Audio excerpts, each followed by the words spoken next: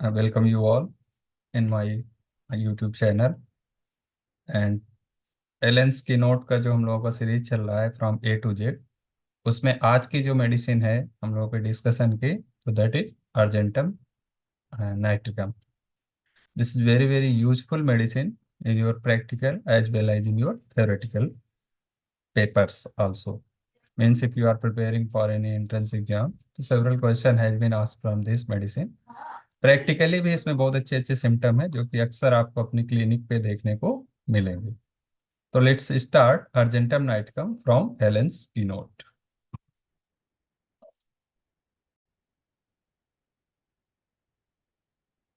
And this is the silver nitrate.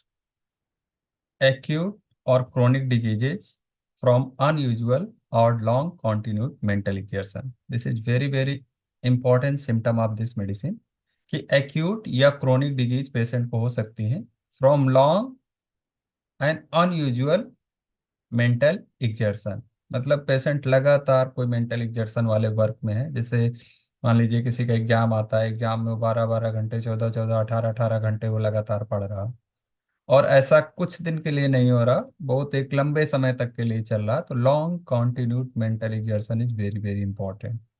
Unusual या long continued mental exertion मतलब patient को कभी ऐसा आदत नहीं थी और वो लगातार अनयूजुअल, मतलब यूजुअली पेशेंट ऐसा नहीं करता, लेकिन उसको कुछ ऐसा हुआ कि उसको एग्जाम देना है या क्रैक करना है, तो इसके लिए लगातार मेंटल एग्जर्शन करता रहा और बहुत लंबे समय तक करता रहा, then this is very very important thing. दो चीजें आपको याद रखना है, एक अनयूजुअल मेंटल एग्जर्शन हो गया पेशेंट को, और दूसरा है लॉन्ग कॉन्टिन्यूड मेंटल एग्जर्शन। लगातार पेशेंट अपने दिमाग में स्ट्रेस लिए है, टेंशन लिए है और उसके साथ एंजाइटी में रहता है, तो long continued mental exertion is very very important.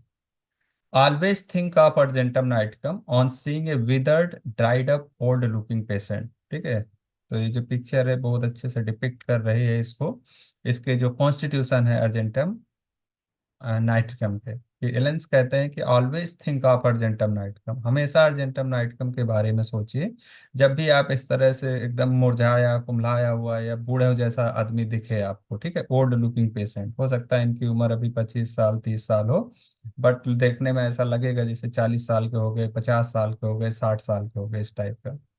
और अगर इसी तरह थिन स्क्राउनी कोई वुमेन आपको दिख रहे, then think about Secale core.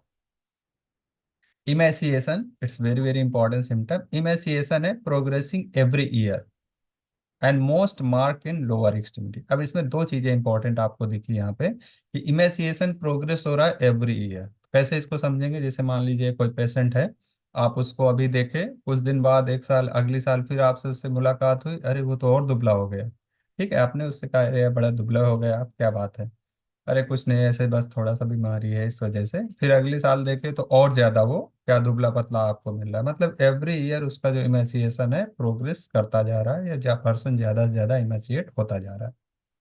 और इमेसिएशन ये कहाँ पर ज्यादा मार्क होगा, तो emaciation is more mark in lower extremities. और स्पेशली अगर आप उसकी बॉडी में भी देखें तो इमेसिएशन सबसे ज्यादा मार्क आपको मिलेगा कहाँ पर, लोअर एक्सट्रीमिटीज। तो अमोनियम म्योर भी इसमें एक मेडिसिन है। अच्छा, कुछ मेडिसिन में होता है कि emaciation of NEC will be found, अगर नेक रीजन पे इमेसिएशन होगा तो कौन सी मेडिसिन हो जाएगी, this medicine will be natrum mur. तो only on depending on the part of emaciation you can think of your medicine और you can reach to your similimum. जैसे एक मेडिसिन होती है जिसमें है इमेसिएशन ऑफ अफेक्टेड पार्ट, क्या मतलब हुआ इसका, जैसे मान लो पेशेंट को यहाँ पर दर्द होता है, अब उसका धीरे धीरे ये पार्ट क्या हुआ, हाथ इमेसिएट हो गया। ठीक है, या पेशेंट को पेट में दर्द रहता है, पेट उसका धीरे धीरे क्या हुआ, एब्डोमेन इमेसिएशन हो गया, जितना फैट था सब कुछ गल गया उसका।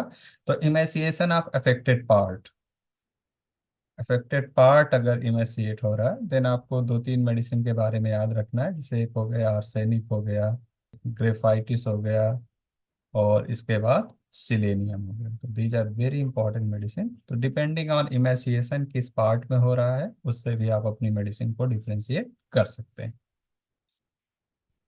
Marasmus, apprehension when ready for church और ऑपरा। पेशेंट को एक अजीब तरह का डर, घबराहट या आशंका रहती है when ever patient is getting ready for church और ऑपरा। डायरिया सेट्स इन, जैसे मान लीजिए आप हैं किसी के साथ कोई प्लान बना रहे हैं, या आप जाना चाहते हैं कि हम जाके मंदिर में दर्शन कराते हैं, या चर्च में चले जाते हैं, या ओपेरा का मतलब थिएटर वगैरह जहाँ पर कि जैसे नाटक या संगीत इस तरह के प्रोग्राम होते हैं, वहां पर जाना है। तो जैसे ही पेशेंट उसके बारे में सोचता है उसको डायरिया होने लगता है। तो this one is very very very important symptom of argentum nitrum. आप इसको कैसे पेशेंट से अपने जान सकते हैं। अब जैसे यहाँ पर तो बहुत कम पेशेंट होंगे जो बोलेंगे चर्च जा रहे हैं या ओपेरा जा रहे हैं। तो आप पेशेंट से जैसे कंफर्म कर सकते हैं कि अच्छा, जब कभी आप घर से बाहर निकलते हैं कहीं जाने के लिए, मान लीजिए आपको कॉलेज जाना है, कोचिंग जाना है, या आप अपनी जॉब के लिए जा रहे हैं, तो ऐसा तो नहीं आपको बार बार स्टूल के लिए जाना पड़ता हो, या बार बार आपको स्टूल की अर्जिंग होती है। तो patient will definitely confirm it कि हाँ हाँ, हमको ऐसा लगता है कि अभी एक बार और चले जाएं तो पेट अच्छे से साफ हो जाए, या अभी एक बार और चले जाएं तो पेट हमारा क्लियर हो जाए। तो this very important indication of argentum nitrum एंजियोसीमियम। ठीक है। कि डायरिया सेट्स इन, जब भी पेशेंट को, जैसे मान लीजिए आपने सोचा चलो मंदिर घूम के आते हैं, अब बस आपका डायरिया पहले स्टार्ट हो गया, पहले 2 बार 4 बार 6 बार आपको जाना पड़ा। ठीक। Time passes too slowly, it's very important symptom. जैसे कि और भी बहुत सारी मेडिसिन में होता है, तो cannabis indica and argentum nitricum, time passes very slowly. ठीक है। बहुत स्लोली इनका टाइम पास हो रहा है, 5 बज ही नहीं रहे। ये देखिए चर्च और ओपेरा वाला है। Impulsive, want to do things in hurry. एक तो बात हो गई कि टाइम उसका नहीं पास होता है, ऐसा सिम्टम होगा। दूसरा इम्पल्सिव टाइप का पर्सन है। क्या मतलब वो इम्पल्सिव का? मतलब ये है कि पेशेंट को इम्पल्स आएगा, सडनली पेशेंट बैठा है पढ़ रहा है एलेंस की नोट, और उसको इम्पल्स आया, उसने अपना बुक रखा और चला गया मार्केट, मूवी देखने चला गया। ठीक है। तो इम्पल्स आया और सडनली उसने वो काम करना शुरू कर दिया, impulsive want to do thing in hurry. और क्या चीज है, पेशेंट हर काम को जल्दबाजी में करना चाहता है। ठीक है, want to do thing in hurry manner, हमेशा जल्दबाजी में करेगा। मतलब कुछ भी अगर बुक भी उठा के रखना है तो ऐसे ऐसे करके रखेगा, ऐसा नहीं कि आराम से आपने उठाया ऐसे करके रख दो, या आपने पेन मांगा पेन को आराम से दे दो, नहीं, पेन को ऐसे जल्दी से दे देगा उठा के। तो always want to do thing in hurry manner. Must walk fast, ऐसे लोगों के साथ अगर कभी आपका चलना होगा ना, तो बहुत तेजी तेजी चलते हैं। आप एक नॉर्मल चल रहे हैं या दूसरे पर्सन नॉर्मली चल रहे हैं, दे मस्ट वॉक फास्ट। तो इससे भी आप अपनी मेडिसिन के इंडिकेशन देख सकते हैं। जब पेशेंट आता है क्लिनिक पे आपके पास तो कैसे चल के आ रहा है, वो अगर 10 कदम भी चलना होगा ना तो फट फट फट फट ऐसे करके चलेगा। ठीक है, must walk fast. Is always hurried, पता नहीं किस बात की उनको जल्दबाजी रहती है, लेकिन हमेशा वो जल्दबाजी में ही आपको प्रतीत होंगे। एंक्सियस, इरिटेबल एंड नर्वस, काफी घबराया हुआ पेशेंट आपको लगेगा, चिड़चिड़ापन भी उसमें रहता है, जैसे कि यहाँ पर आप देख पा रहे होंगे इस पिक्चर्स। ठीक है, पेशेंट हमेशा आप उसको सामान लेके जाना है, घबराहट में है। इवन ऐसे लोग ना, अगर जैसे मान लीजिए सीढ़ी भी चढ़ना है तो क्या करेंगे, एक एक सीढ़ी ना करके वो दो दो सीढ़ी जंप कर करके चढ़ेंगे। ठीक है, यहाँ से जंप किया, यहाँ यहाँ जंप किया, यहाँ जंप किया, वहां पर भी इतना ज्यादा फास्ट होते हैं। Always want to do thing in hurried manner. फिर है हेडक इनका, congestive type of headache, fullness and heaviness, feeling of fullness and heaviness in head with sense of expansion, और साथ में ऐसा लगेगा जैसे इनका जो हेड है वो एक्सपेंड कर रहा है। ठीक है, विथ सेंस ऑफ एक्सपेंशन, लगातार इनका हेड बढ़ एक्सपेंड होता जा रहा है। हैबिचुअल गैस्ट्रिक और लिटरली मैन, ऐसे लोगों में जिनमें की गैस्ट्रिक कंप्लेन बनी रहती है, उनको अगर हेडक हो रहा है, जैसे कोई कहे ना उनका पेट नहीं साफ होता है, कभी कब्ज हो जाता है, कभी गैस बहुत बनती है, कभी पेट में भारीपन रहता है, फिर अगर ऐसे पर्सन को हेडक हो रहा है, this is very very important medicine of literally man. ऐसे लोग जो कि बहुत ज्यादा फिजिकल वर्क में इन्वॉल्व नहीं होते हैं, और उनका काम साहित्यिक से बेसिकली रिलेटेड होते हैं, मतलब वो कोई कवि हैं, ठीक है, या फिर कोई राइटर है, या फिर कोई स्टूडेंट ही है, कि जो कि बहुत ज्यादा फिजिकली में इन्वॉल्व नहीं, बस अपना वही मेंटल लेबर और मेंटल वर्क ही करते रहते हैं, फिर अगर उनको हेडक हो रहा है तो this is the indication of argentum nitrum. Headache from dancing, ठीक है, किसी ने बहुत ज्यादा डांस कर लिया फिर उसके बाद उनको हेडेक स्टार्ट हुआ। अच्छा, कौन सी मेडिसिन है जिसमें कि उसका डिस्निया होता है, तो dyspnoea is ameliorated by dancing, dyspnoea ameliorated by dancing, then the medicine sepia. ठीक है। एक मेडिसिन है जिसमें कि डांसिंग से उसको दर्द होने लगता है, dancing, skating, violent muscular exertion से उसको पूरी बॉडी में दर्द होने लगता है, तो कौन सी मेडिसिन है वो? That medicine is Actaea racemosa या सिमिसी फीवर। तो डांसिंग से रिलेटेड दो तीन चीजें आपको यहाँ याद रखना है। अगर डांसिंग से हेडक होने लगता है, द मेडिसिन है अर्जेंटम मेटिलिकम। डांसिंग से अगर पूरी बॉडी में दर्द होने लगता है, मस्कुलर सोरनेस एक टाइप की हो जाती है, देन मेडिसिन एक्टिया रेसिमोसा। अगर किसी को डिस्निया में डांसिंग से आराम होता है, देन मेडिसिन सीपिया। फिर है हेमिक्रेनिया प्रेसिव स्क्रीविंग इन फ्रंटल इमिनेंस। ठीक है, आधी साइड में इनको दर्द होगा। Ending in bilious vomiting, this one is very important, कि पेशेंट को सर दर्द हो रहा है, बहुत तेज दर्द होने लगा, बहुत तेज दर्द होने लगा, और फिर इसके बाद उसको बिलियस वोमिटिंग, जैसे वोमिटिंग होगी और वोमिटिंग में बाइल जैसा उसको आपको दिखेगा, ग्रीनिश वोमिटिंग पेशेंट एकदम बताएगा कि headache ending in bilious vomiting. Aggravation from any exhaustive mental labour, कोई भी अगर मेंटल लेबर स्पेशली एग्जॉस्टिव, जैसे 2-3 घंटे लगातार पेशेंट पढ़ गया, तो उसका सर दर्द और ज्यादा बढ़ जाएगा। तो headache aggravated by exhaustive mental labour. Headache ameliorated by pressure और टाइट बैंडेजिंग। ठीक है, प्रेशर से किसी ने आके ऐसे ऐसे करके उसका हेड सर दबा दिया, तो उसका क्या हुआ, सर दर्द आराम हो गया। या फिर पेशेंट ने कुछ कस के बहुत ज्यादा बांध लिया, जैसे यहाँ पर आपको दिख रहा होगा कि headache ameliorated bye tight bandaging, कुछ कस के एकदम से बांध दिया, तो उसको आराम होता है। तो और कौन कौन सी मेडिसिन है ऐसा? एपिस है और पल्सिटिला। अब आते हैं इनमें आंख से रिलेटेड कुछ सिम्टम। तो एक्यूट ग्रेनुलर कंजक्टिवाइटिस होता है। ठीक है, क्या है बेसिकली ग्रेनुलर कंजक्टिवाइटिस? तो granular conjunctivitis is also known as trachoma, trachoma को ही ग्रेनुलर कंजक्टिवाइटिस कहते हैं। और basically this is an bacterial infection, और ये किससे कॉज होता है? क्लैमिडिया ट्रैकोमैटिस से होता है। और ये एक leading preventable cause of blindness है वर्ल्ड वाइड, मतलब ये प्रिवेंटेबल कॉज है ऑफ ब्लाइंडनेस का, और वो भी पूरे वर्ल्ड में। और ये काफी ज्यादा कंटेजियस होता है, और जनरली ये क्या होता है, दोनों आंखों को इफेक्ट करता है। तो this was all about granular conjunctivitis, this is also known as trachoma. एक बैक्टीरियल इन्फेक्शन है, हाईली कंटेजियस है, और जनरली ये दोनों आंखों को इफेक्ट करता है। Scarlet red and like raw beef, कुछ इस तरह से दिखेगा ये, रॉ बीफ की तरह। डिस्चार्ज कैसा होगा? प्रोफ्यूज होगा, और म्यूको पुरुलेंट टाइप का डिस्चार्ज होगा, मतलब म्यूकस और पस जैसा मिला हुआ डिस्चार्ज होगा। Ophthalmia neonatorum profuse purulent discharge, very important medicine for ophthalmia neonatorum, profuse purulent discharge, इस तरह के पुरुलेंट डिस्चार्ज होगा। कॉर्निया ऑपिक अल्सरेशन भी हो सकता है वहां पे। Lid sore thick and swollen agglutinated in the morning, this one is important. आप देखेंगे ना, सुबह सुबह आंख एकदम चिपक जाती है, नहीं, फिर उसको ऐसे ऐसे करके छुड़ाना पड़ता है या धुलना पड़ता है, तब वो ठीक होती है। तो इसमें एपिस भी है, मर्कसॉल भी है, और रस्टॉक्स भी है। Very important medicine for ophthalmia neonatorum. Eye strain from sewing, aggravation in warm room and amelioration in open air.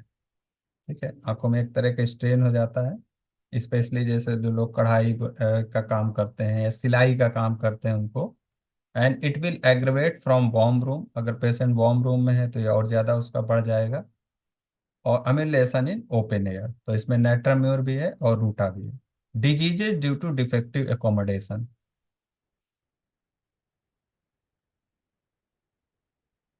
क्रैव sugar, ठीक है, ऐसे पेशेंट को, जैसे this is very important symptom argentum nitricum का, कि ऐसा पेशेंट जिसको स्वीट का भी डिजायर होता है, साल्ट का भी डिजायर होता है, तो child is fond of it. ठीक है, शुगर का इसमें क्रेविंग है, child is fond of it, but diarrhoea result from eating. बच्चे को मीठा खाना अच्छा तो लगता है, कैंडी अच्छा लगता है, मिठाई अच्छा लगता है, शुगर अच्छा लगता है, लेकिन उससे पेशेंट को क्या हो जाता है, डायरिया हो जाता है। क्रैव सॉल्ट और smoke meat then medicine calcarea phos. तो ये सिम्टम इसका याद रखना, कि पेशेंट को मीठा खाना तो अच्छा लगता है, लेकिन मीठा खाने से उसको क्या होता है, डायरिया भी हो जाता है। तो यहाँ पर डायरिया आपको दो जगह मिल चुका। एक डायरिया एप्रीहेंसिव टाइप का डायरिया था, जो कि कहीं पर भी अगर पेशेंट जा रहा है किसी नई जगह में, चर्च, ओपेरा, थिएटर, टेम्पल, कहीं भी जा रहा है, तो उसको डायरिया हो जा रहा है। दूसरा है कि उसको क्या है, कि चीनी खाने से, शुगर खाने से, कैंडी खाने से, स्वीट खाने से उसको क्या होता है, डायरिया हो जाता है। बेल्चिंग एकम्पनीज मोस्ट गैस्ट्रिक एलिमेंट, कोई भी गैस्ट्रिक एलिमेंट्स है उसके साथ में बेल्चिंग जरूर होगा, उसको डकार जैसा आएगा, ठीक है। तो belching accompanied with most gastric ailment. Flatulent dyspepsia, belching after every meal. अब फ्लैचुलेंट डिस्पेप्सिया होगा मतलब पेशेंट को एकदम पूरा पेट में गैस भरा होगा, नहीं, कई लोगों को गैस रहता है, पेट फूला फूला सा रहता है। बेल्चिंग आफ्टर एवरी मील, हर खाना पीना खाने के बाद में उनको बहुत ज्यादा क्या होगी, डकार आएगी। Stomach as if it would burst with wind, ऐसा लगता है कि स्टमक क्या होगा, विंड से एकदम बस्ट हो जाएगा। और एक इसमें कंडीशन होती है कि belching difficult and finally air rashes out with great violence, और कभी कभी बेल्चिंग ठीक से नहीं होता है और फाइनली एयर पास होती है। फिर इसके बाद आते हैं इनका डायरिया, इट्स वेरी इंपॉर्टेंट। ठीक है, तो डायरिया क्या है, डायरिया के साथ क्या है, ग्रीन म्यूकस है and like chopped spinach in flake. ऐसा लगता है ग्रीनिश टाइप का डायरिया होगा, और ऐसा लगता है पालक को जैसे थोड़े छोटे से टुकड़ों में काट के उसमें मिक्स कर दिया। और क्या हो सकता है, टर्निंग ग्रीन आफ्टर रिमेनिंग और डाइपर, मतलब हो सकता है पहले पेशेंट का जो स्टूल पास हुआ वो ग्रीनिश ना हो, लेकिन जैसे डाइपर में बच्चे के थोड़ी देर तक वो रह गया तो दैट स्टूल में टर्न इनटू ग्रीन। तो ग्रीन म्यूकस लाइक स्टूल होगा, या फिर turning green after remaining on diaper. After drinking, तो डायरिया इनको कुछ भी पीने के बाद में भी हो सकता है। आफ्टर ईटिंग कैंडी और शुगर, ठीक है, ये जैसे बच्चा है इसने कैंडी खा लिया या शुगर खा लिया, पता लगा उसको डायरिया डेवलप हो गया। मॉसेस ऑफ म्यूकोलिप में सेडी स्ट्रिप, ठीक है, बहुत ज्यादा लंपी टाइप का म्यूकस उसमें से आ सकता है स्टूल में। एंड इट डायरिया में be associated with noisy flats, जैसे कि एलोसोकोट्रिना में होता है कि स्टूल के साथ में बहुत ज्यादा फ्लैटस और बहुत नॉइज के साथ में फ्लैटस पास होता है, वैसे ही अर्जेंटमनाइट का में कि डायरिया है with much noisy flatus. Diarrhoea as soon as he drink, जैसे कि आर्सेनिक है, क्रोटॉन्टिक है, थ्रोम्बोडियम है, कुछ भी पेशेंट पिएगा, जैसे मान लीजिए पानी पिया उसने, उसको डायरिया के लिए भागना पड़ेगा। जूस पी लिया पेशेंट, पेशेंट को डायरिया स्टूल के लिए भागना पड़ेगा। तो diarrhoea as soon as he drink, arsenic, croton tig, trombidium and ये अर्जेंटम नाइट्रिकम।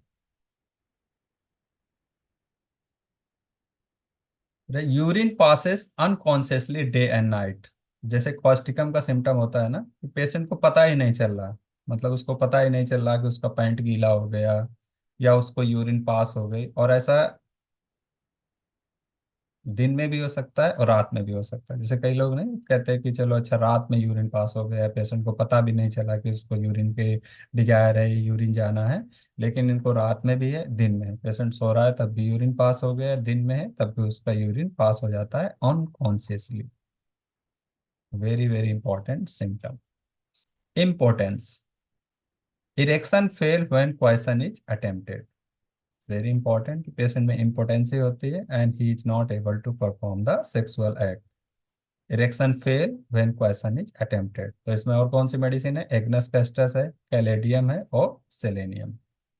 एक और सिम्टम इसका बहुत इंपॉर्टेंट है, coition painful in both sexes, ठीक है, पेनफुल क्वेश्चन होगा and it is followed by bleeding from vagina. It's very very important symptom कि पेशेंट को क्या हो रहा है, दर्द हो रहा है at the time of coition, और it is followed by bleeding from vagina, और इसके बाद पेशेंट को वजाइना से ब्लीडिंग भी होती है। हालांकि this symptom can be applied in cases of male also, कि अगर मेल मतलब कई बार ऐसा हुआ है कि जैसे मान लीजिए कि क्वेश्चन पेनफुल है या क्वेश्चन के बाद में ब्लीडिंग हो रही है, और मेल के केस में ब्लीडिंग हो रही है from penis, then you can also think about this medicine argentum nitricum.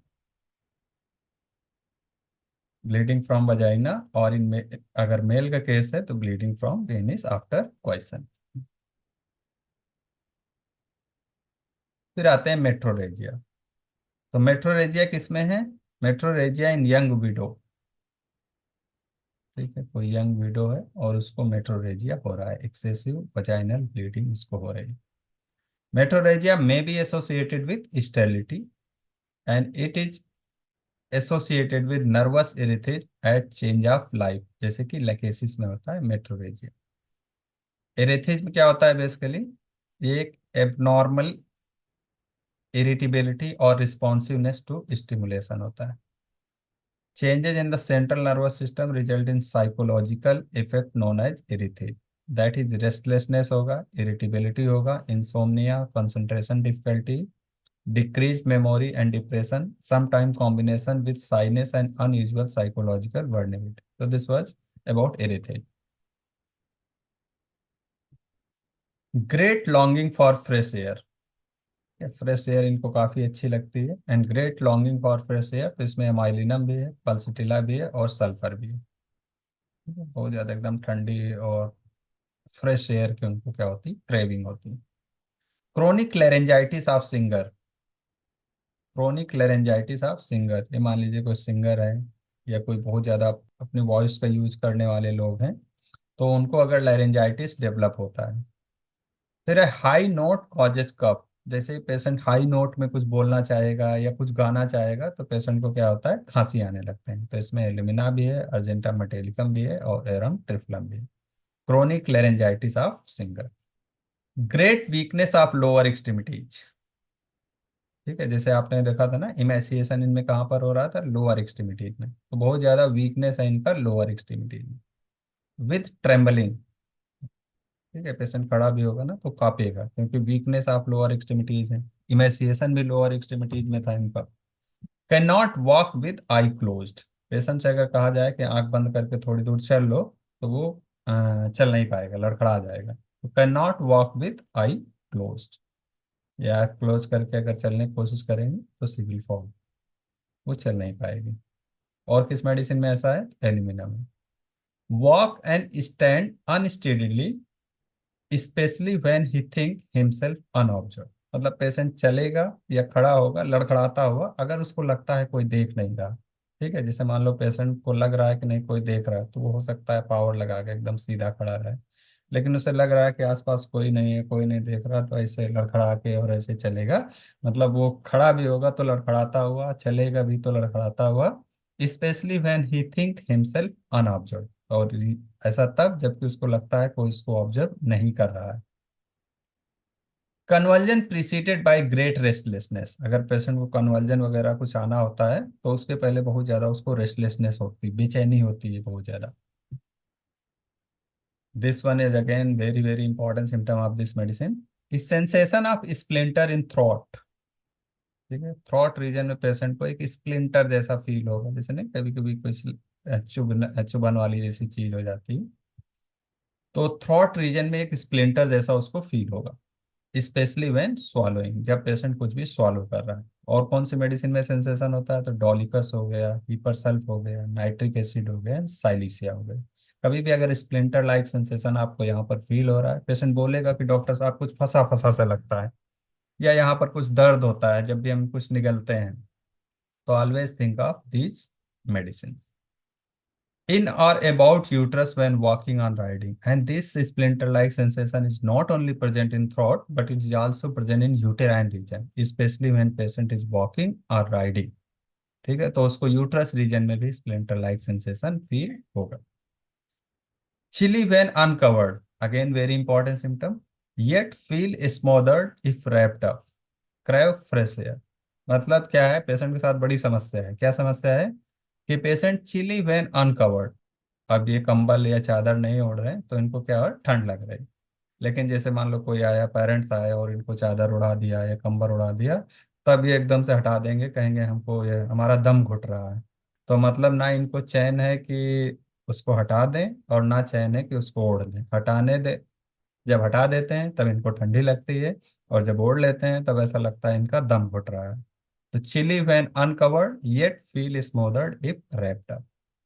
Craving for fresh air, very very important. अब आते हैं इनके रिलेशन। तो रिलेशन में क्या है कि natrum mur for the bad effect of cauterization with silver nitrate. एक जैसे क्वार्टराइजेशन का प्रोसेस होता है जहां पर वॉट वगैरह को क्वार्टराइज करके रिमूव करते हैं मॉडर्न मेडिसिन। ठीक है, एलोपैथिक सिस्टम आप में ये है कि वो लोग सिल्वर नाइट्रेट जो होता है उसकी मदद से क्वार्टराइजेशन करते हैं जैसे वार्ट है या और जो बाकी चीज आउटग्रोथ वगैरह है उसको वो रिमूव कर देते। तो अगर उसका कोई बैड इफेक्ट आता है तो you can remove this bad effect from natrum mur. Coffee increases nervous headache. Boys complain after using tobacco, तो इसमें आर्सेनिक भी है और वेरेट्रम अल्बम भी। And it is similar to natrum mur, nitric acid, lachesis, aurum and cuprum. After veratrum lyco follow well in flatulent dyspepsia. Aggravation and amelioration देख लेते हैं। तो एग्रेवेशन कब है इनका? कोल्ड फूड से एग्रेवेशन है, कोल्ड एयर से एग्रेवेशन है, शुगर लेने से एग्रेवेशन है, ईटिंग शुगर, आइसक्रीम से भी एग्रेवेशन है इनको, unusual mental exertion, very very important symptom, unusual mental exertion से भी एग्रेवेशन है। एम्यूलेशन है इनका ओपन एयर में। Crave the wind blowing in the face, नहीं जैसे कुछ लोग होते हैं जब गाड़ी में चलते हैं तो कहते हैं हमको खिड़की वाली सीट चाहिए, अब उसमें भी खिड़की वाली सीट में कभी कभी ऐसे चेहरा खिड़की से बाहर निकाल देते हैं ताकि हवा का झोंका उनके ऊपर अच्छे से लगे। तो crave the wind blowing in his face. Bathing in cold water से भी पेशेंट को आराम होता है। फिर एक और स्टेटमेंट है यहाँ पर कि द 200 और 1000 potency in watery solution can be used as a topical application in ophthalmia neonatum and it relieved when crude silver nitrate failed। Ophthalmia neonatorum का केस है, क्रूड सिल्वर नाइट्रेट वहां पर फेल हो गई है, तो आप ये जो मेडिसिन है इसको 200 या 1 पोटेंसी इसका वाटरी सोल्यूशन में टॉपिकल एप्लीकेशन कर सकते हैं, specially in case of ophthalmia neonatorum. And ये टॉपिकल मतलब लोकली इसका यूज किया जा सकता है। So this was all about Argentum nitricum, very very important medicine, Argentum nitricum. So thank you very much to all of you. So thank you very much to all of you for joining us. Thanks a lot.